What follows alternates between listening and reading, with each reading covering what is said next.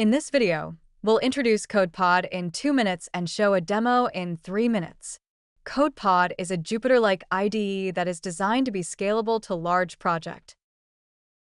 Jupyter is a very popular IDE for interactive coding. In Jupyter, developers write small code blocks and immediately run and see the results.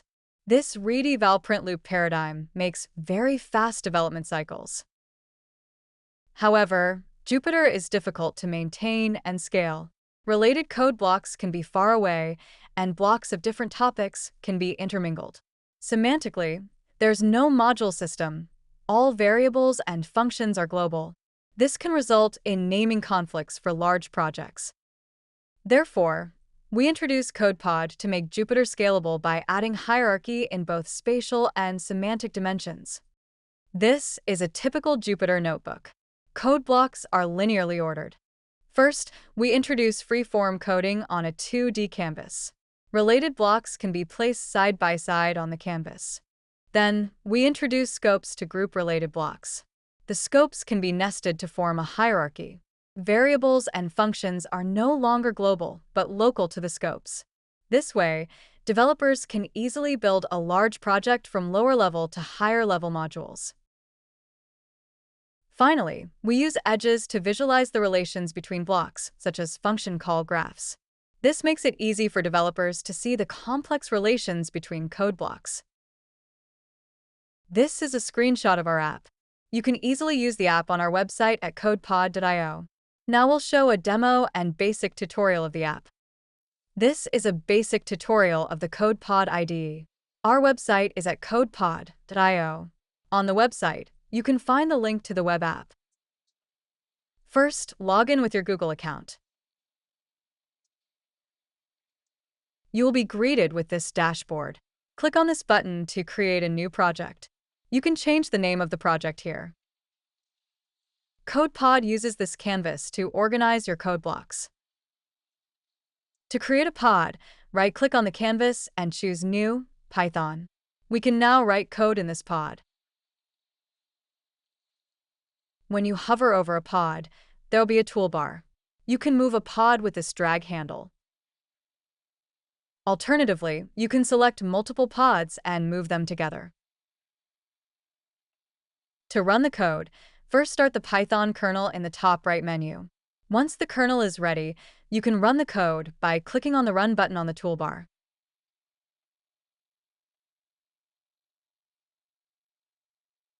We introduce scopes to better organize the pods. To create a scope, first select some pods, then right-click on the selection and choose Create Scope. A new scope will be created. You can drag to resize the scope. Scopes can be nested. To remove a scope, use the Delete Scope button on the toolbar. Now let's see how to move a pod in and out of a scope. Moving pods doesn't change their scopes. If a pod is out of its scope, the border will turn orange. If a pod collides with others, the border will turn pink. To actually change the scope, you first drag it out, then click the Change Scope button on the toolbar. To move a pod into a scope, first drag it in, and then click the Change Scope button. Scopes are modules. A function defined in a scope is local to the scope.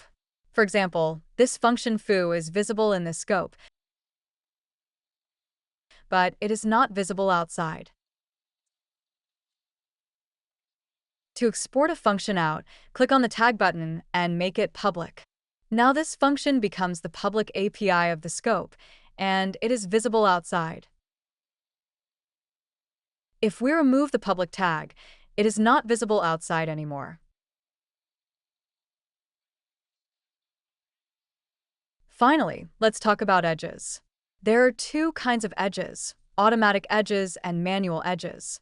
If a function or variable defined in one pod is used in another pod, there will be an automatic edge between the two pods, like this one. You can also manually create an edge by dragging at this place on the toolbar onto the target pod. Manual edges are useful for creating a chain of pods and running them together with the Run Chain button. Right-click on the edge to delete the edge. That's all the basics you need to know to get started with CodePod. For more information, please refer to the user manual on our website.